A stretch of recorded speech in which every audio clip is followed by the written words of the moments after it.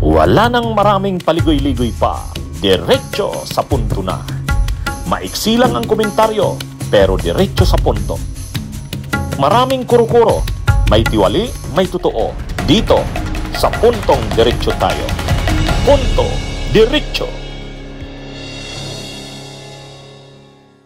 Si Harry Roque ay inapplyan na rin sa Interpol ng Red Notice. Ayan. Ayan, mga kabunyog, mga kababayan. Inapplyan na rin ng Red Notice sa Interpol si Harry Roque. Inanunsyo yan ng tagapagsalita ng PAOK, yung Presidential Anti-Organized Crime Commission. Ang tagapagsalita niyan si Winston Casio. O nakabalik na si Winston Casio Nakabalik na. 'Di ba sinuspend yan si Winston Casio? So ngayon, sabi ni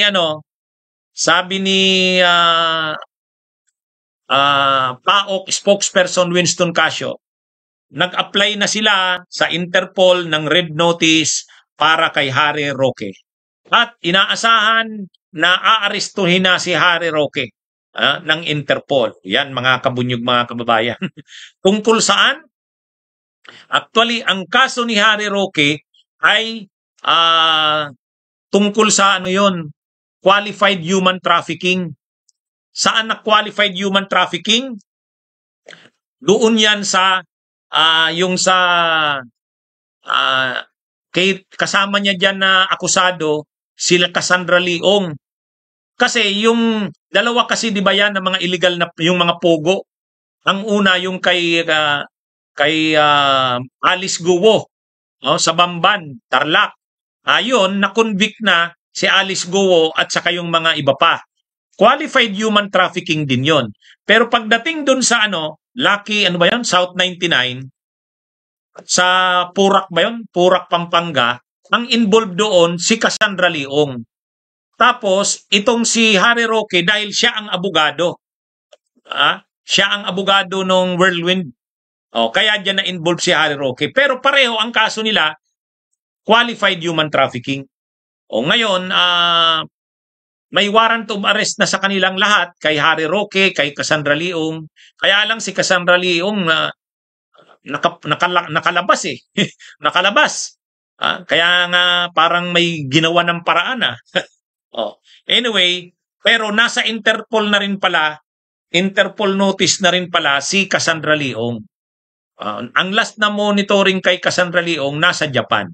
Pero nasa Interpol Red Notice na si Cassandra Leong, kaya inaasahan maaaresto naman yan. Ngayon lang inapply sa Interpol Red Notice si Harry Roque. Yan mga kabunyog. Na medyo lang ang nakakapa-complicate ng kaso ni Harry Roque kasi nag-apply si Harry Roque ng political asylum. Kumbaga syempre, ang pinapalabas ni Harry Roque na kaya siya kinasuhan ng qualified human trafficking para i-persecute, political persecution. Yun ang palusot ni Roque doon sa Dahig, the Netherlands. Kaya siya nag-apply ng political asylum para papalabasin na pinapalabas niya na siya ay inaapi dito. Na siya ay, dahil pro-Duterte siya, pinipersecute siya, inuusig siya, inaapi siya. Kaya doon siya nag-apply sa the Netherlands. Pero ayon sa Department of Justice, denied na ang political asylum request ni Roque application. Hindi natin alam kung anong totoo. Basta ang importante ngayon, may application na ang Pilipinas sa Interpol Red Notice. At itong Interpol, inaasahan, maglalabas na yan ng Red Notice. Pag naglabas na ng Red Notice, aarestuhin na si Harry Roque. Mayroon na ring application o request sa DFA na i-cancel na rin ang passport ni Harry Roque. Kaya maganda naman tong mga ito. Kaya makakakita tayo ng mga sunod-sunod na pag-aresto. Ang daming aarestuhin nitong mga susunod na mga araw. Pag lumabas pa ang arrest warrant ni Bato, yan. Mga kabunyog, mga kababayan, at least medyo nagpapakita na ng aksyon ng gobyerno. Sa totoo lang, itong mga ginagawang arestong ito, ang inaano rin kasi diyan ng gobyerno, may malaking rally sa November 30 may malaking rally. Siyempre, gustong ipakita ng gobyerno bago ang mga rallies na yan na may ginagawa ang gobyerno. Yan yun. Kaya mga kabunyog, mga kababayan, itong mga developments na ito, at least maganda naman ito. Una, hinahanap na rin si Cassandra Leong, nasa Interpol Red Notice na. Si Harry Roque ay nasa ano na rin, in-apply na rin ng Interpol Red Notice at pinapakancel na rin ang kanyang passport. Ayan.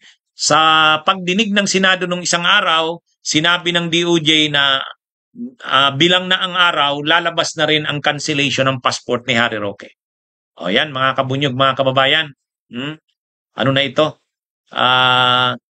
At least, ang maganda dito, may mga ganitong developments. Medyo na ano lang tayo kasi parang natatagalan, pero sige lang, at least may ginagawa na. Si Harry Roque, hindi na yan makakapagyabang. Pag lumabas sa Interpol, ang Interpol Red Notice niya, sisikip ng sisikip ang mundong ginagalawan ni Harry Roque. Kaya yung mga yabang nila Harry Roque, mawawala na yan. Ngayon kasi, nakakapagyabang pa siya. Hinahamon pa nga ang gobyerno eh. Pero yan pag lumabas ang arrest warrant ay ang Interpol Red Notice kasi nag-apply na nga. Nag-apply na ang Pilipinas. Sinabmit na ang pangalan ni Harry Roque. At susunod na niyan si Bato de la Rosa. Maglalabas na rin ng arrest warrant ang ICC. Ang sabi ni Ombudsman Boying Rimulya, be patient. Sigurado yan, lalabas na ang arrest warrant ni Bato de la Rosa. Kaya mga kabunyog, itong mga darating na mga araw, makikita natin ang sunod-sunod na pag-aresto. Natutuwa naman tayo at kahit papano may nangyayari na. Ito yung matagal na nating hinihintay.